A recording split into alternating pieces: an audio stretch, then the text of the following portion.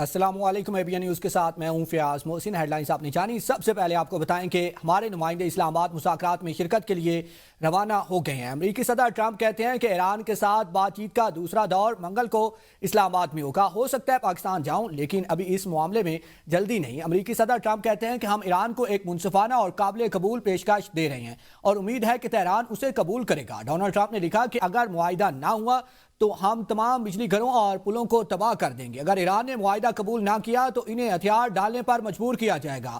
اب وقت آ گیا ہے کہ ایران کی لڑائی ختم کی جائے۔ امریکی صدر نے کہا کہ ڈیل نہ ہوئی تو وہ کام کروں گا جو 47 سال میں کسی صدر نے نہیں کیا۔ اب کوئی نرمی نہیں برتی جائے گی۔ ڈونلڈ ٹرمپ نے کہا کہ ایران نے اپنا ہرمز بند کرنے کا فیصلہ کیا ہے۔ امریکہ کو اس سے کوئی نقصان نہیں ہو رہا۔ ناکہ بندی کے باعث ہرمز پہلے ہی متاثر ہے اور بندرگاہ بند ہونے سے ایران کو مالی نقصان ہو رہا ہے۔ صدر ٹرمپ نے کہا کہ ایران نے جنگ بندی کی سنگین خلاف ورزی کی ہے اور اس کے باوجود امریکہ تہران کے ساتھ معاہدے کے قریب ہے۔ انہوں نے کہا کہ انہیں یقین ہے کہ دونوں ممالک کے درمیان کسی نہ کسی شکل میں معاہدہ طے پا جائے گا، چاہے وہ دوستانہ ہو یا سخت شرائط پر مبنی۔ انہوں نے خبردار کیا کہ اگر معاہدہ نہ ہوا تو ایران میں اہم تنصیبات پر سخت کارروائی بھی کی جا سکتی ہے۔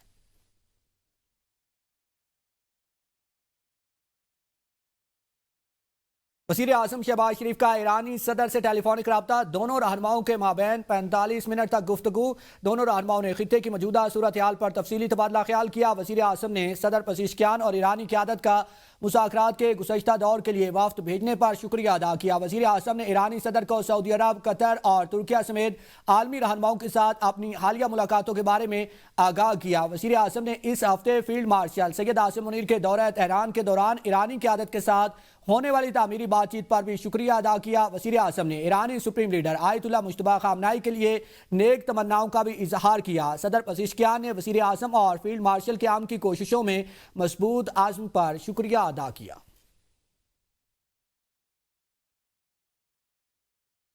نائب وزیر اعظم اور وزیر خارجہ اسحاق ڈار کا ایرانی وزیر خارجہ عباس عراقچی سے ٹیلی فونک رابطہ۔ اسحاق ڈار نے خطے میں امن و استحکام کے لیے مکالمے اور سفارتی رابطوں کی ضرورت پر زور دیا۔ وزیر خارجہ نے کہا کہ موجودہ مسائل کے حل کے لیے مسلسل بات چیت اور رابطہ ناگزیر ہے۔ دونوں وزراء خارجہ کا خطے کی صورتحال پر تبادلہ خیال۔ پاکستان اور ایران کے درمیان سفارتی رابطوں کو جاری رکھنے پر اتفاق۔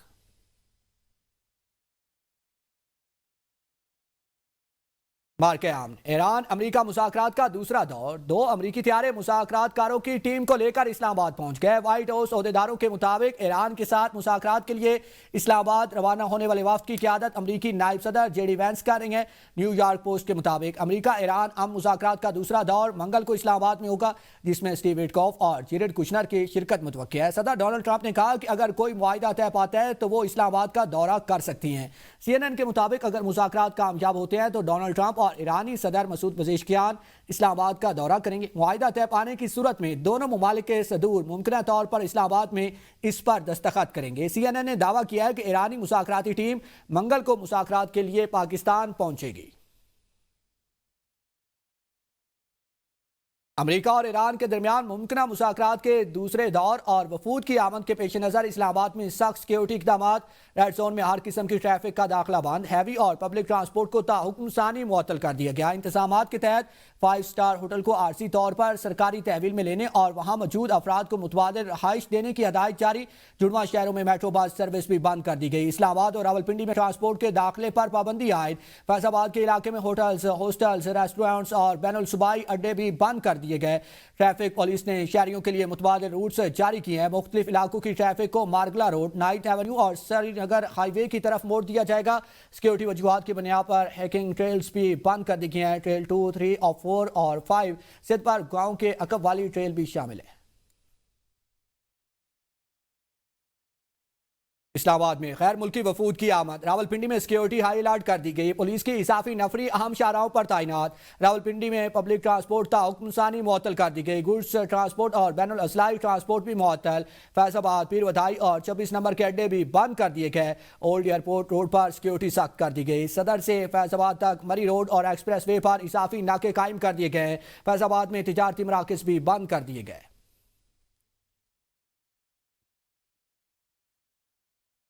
ایرانی صدر مسعود پزشکیان نے کہا ہے کہ اپنا دفاع کر رہے ہیں، عزت کے ساتھ جنگ کا خاتمہ چاہتے ہیں، ہماری طرف سے تاثر نہیں جانا چاہیے کہ ہم جنگ چاہتے ہیں۔ ٹرمپ کے پاس ایران کو ایٹمی حق سے محروم کرنے کا کوئی جواز نہیں، اپنے دفاع کا قانونی اور جائز حق استعمال کر رہے ہیں، کسی ملک پر حملہ کرنے کا ارادہ نہیں رکھتے، جنگیں یا تنازعات ہم نے شروع نہیں کیے، دشمن اپنے مقاصد حاصل کرنے میں ناکام رہا، ہماری بچیوں نے آسٹریلیا میں دشمنوں کے منہ پر زوردار تماچا مارا، وہ 2 بچیاں دشمن کے فریب میں آ گئیں، وہ بھی جلد واپس آئیں گی، ہمارے دروازے ان بچیوں کے لیے ہمیشہ کے لیے کھلے رہیں گے۔ ایران بیک وقت سفارتکاری اور ممکنہ فوجی تصادم دونوں کے لیے تیار ہے۔ ایرانی پارلیمنٹ کے اسپیکر محمد باقر کالیباف نے خبردار کر دیا، امریکہ پر مذاکرات کے دوران دھوکہ دہی کا الزام عائد کرتے ہوئے ایران اپنے مخالفین پر اعتماد نہیں کرتا، تاہم اس کے باوجود سفارتی کوششیں جاری ہیں۔ کالیباف نے اعتراف کیا کہ عسکری وسائل کے لحاظ سے امریکہ کو برتری حاصل ہے، لیکن ایران نے اپنی کارکردگی اور نتائج کی بنیاد پر خود کو کامیاب ثابت کیا۔ ایران نے میدان جنگ اور سفارتی محاذ پر دونوں پر کامیابیاں حاصل کی ہیں، تاہم خطے میں کشیدگی کسی بھی وقت دوبارہ بڑھ سکتی ہے۔ ایرانی اسپیکر نے اس عزم کا اعادہ کیا کہ تہران مستقل امن کے لیے کوشش ہے، لیکن اس کے ساتھ ساتھ ایسی مضبوط ضمانتیں بھی چاہتا ہے جو مستقبل میں جنگ کے تسلسل کو روک سکے۔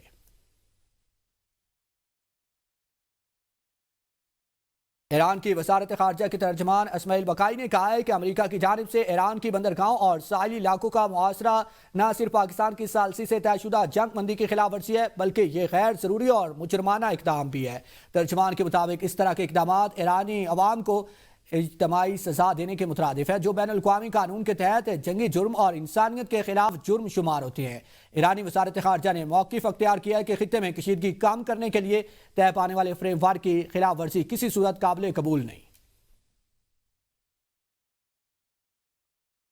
ابنۂ ہرمز کی فضائی نگرانی سخت کر دی گئی تاکہ ایران کی سمندری تجارت پر دباؤ بڑھایا جا سکے۔ امریکی سینٹرل کمانڈ نے خبردار کیا ہے کہ امریکی بحریہ کا ایک ہیلی کاپٹر USS بحری بیڑے سے روانہ ہوا ہے جو سمندری گشت کے مشن انجام دے گا۔ یہ کارروائیاں ایران کی بندرگاہوں میں داخلے اور اخراج کو روکنے کے لیے جاری بحری ناکہ بندی کا حصہ ہے، جس کا مقصد خطے میں سمندری نقل و حرکت کو محدود کرنا بتایا جا رہا ہے۔ امریکی حکام کے مطابق یہ اقدامات عرب سمندر میں جاری بحری آپریشنز کا حصہ ہے، جن میں متعدد جنگی جہاز شامل ہے اور ان کا مقصد ایران کی سمندری تجارت پر دباؤ ڈالنا ہے۔ امریکی سینٹ کام کا ایرانی جہاز کو تحویل میں لینے کا دعویٰ، کہا کہ شمالی بحیرہ عرب نے بندر عباس کی طرف جاتے ایرانی بحری جہاز توساکا کو روکا ہے۔ امریکی جنگی جہاز نے ایرانی جہاز کے انجن روم کو نشانہ بنایا۔ امریکی صدر کی تصدیق، لکھا کہ امریکی فوج نے ناکہ بندی توڑنے والے ایرانی بحری جہاز کو قبضے میں لے لیا، جہاز کو روکنے کی وارننگ بھی دی، لیکن ایرانی عملے نے سننے سے انکار کر دیا۔ چیک کر رہے ہیں کہ ایرانی جہاز میں کیا لدا ہوا ہے۔ ایران کی جوابی کارروائی کی دھمکی، امریکی اقدام بحری قزاقی قرار۔ ایرانی فوج نے کہا ہے کہ امریکی اقدام کا جلد بھرپور رد عمل دیا جائے گا۔ ابنۂ ہرمز سے گزرنے والے پاکستانی جہاز خام تیل لے کر کراچی پورٹ پہنچ گیا۔ KPT ذرائع کے مطابق شالیمار جہاز خام تیل کے ساتھ کراچی پورٹ پہنچ گیا ہے۔ شالیمار جہاز UAE سے خام تیل پاکستان لایا ہے۔ ایک روز قبل امریکی جریدے بلومبرگ نے دعویٰ کیا تھا کہ امریکی ناکہ بندی کے بعد خام مال کے ساتھ ابنۂ ہرمز سے نکلنے والا یہ پہلا جہاز ہے۔ نائب وزیر اعظم و وزیر خارجہ محمد اسحاق ڈار کی مصری وزیر خارجہ بدر عبدالعاطی سے ٹیلی فونک گفتگو ہوئی ہے، جس میں خطے کی تازہ صورتحال پر تبادلہ خیال کیا گیا۔ گفتگو میں غزہ پٹی کی موجودہ صورتحال میں زیر بحث آئی اسحاق ڈار نے مسائل کے حل کے لیے مذاکرات اور سفارتکاری کی اہمیت پر زور دیا۔ پاکستان کی جانب سے خطے میں امن، استحکام اور تعمیری سفارتکاری روابط کے فروغ کے عزم کا اعادہ کیا۔ رہنماؤں نے ایران اور امریکہ کے درمیان آئندہ مذاکراتی دور کی کامیابی کی امید کا اظہار کیا۔ دونوں وزرائے خارجہ نے خطے میں پائیدار امن کے لیے رابطے جاری رکھنے پر اتفاق کیا۔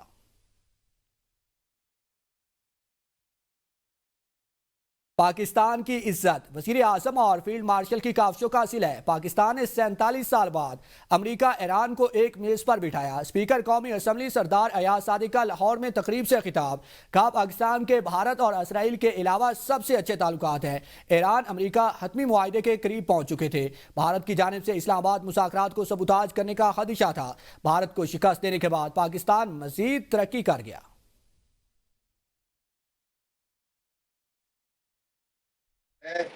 اس میں پرائم منسٹر شہباز شریف صاحب، فیلڈ مارشل اور chief of defence forces general Asim Munir صاحب، ان کا بھی رول ایک ہے۔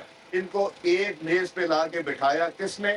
پاکستان کو اللہ تعالیٰ نے عزت دی ہے. پاکستان کا ہر ملک سے ایک اچھا تعلق ہے سوائے ہندوستان کے. شاید ہی اب دنیا کا کوئی ایسا ملک ہے، اور اسرائیل کے، وہ تو کاٹا ہی مار دینا، وہ ہماری کتاب میں نہیں ہے. ہندوستان افغانستان کے تھرو جو دہشت گرد انٹر ہوئے تھے اس کو سیبوٹاج کرنے کے لیے، ہمیں خدشہ تھا کہ ایران کے یا امریکہ کے جہاز کے اوپر کسی کے اوپر کوئی شرارت اگر ہو گئی تو یہ سارا کچھ چکنا چور ہو جائے گا. ایک سیاسی جماعت کہتی تھی کہ ملک کا بیڑا غرق ہو گیا. وفاقی وزیر احسن اقبال کا نارووال میں تقریب سے خطاب. کہا اللہ نے وزیر اعظم اور فیلڈ مارشل کی قیادت میں پاکستان کا پرچم پوری دنیا میں بلند کر دیا. پوری دنیا کے لیڈر پاکستان کی بہترین سفارتکاری کے قصیدے پڑھ رہے ہیں. پاکستان نے مار کے حق میں بھارت کے دانت توڑ کر رکھ دیے.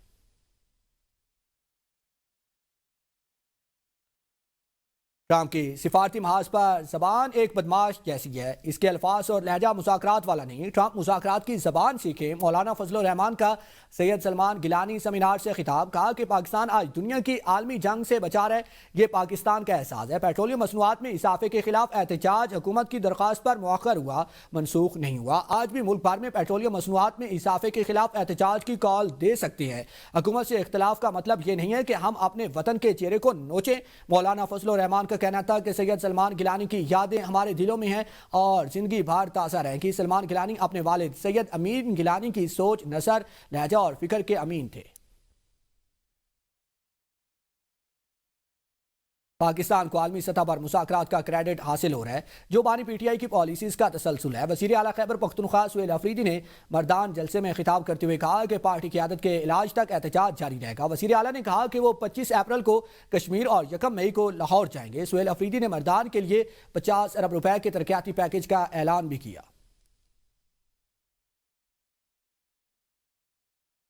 گورنر ہاؤس کے دروازے کاروباری برادری کے لیے کھلے ہیں. معاشی استحکام پہلی ترجیح. گورنر پنجاب کا آؤٹ ڈور ایڈورٹائزنگ ایسوسی ایشن کے چیئرمین ایدان صادق لون کی منعقدہ پروقار تقریب سے خطاب. سردار سلیم حیدر خان نے کہا کہ ملک میں امن و امان کی بہتر صورتحال کی بدولت کاروباری سرگرمیوں میں نمایاں اضافہ ہوا ہے.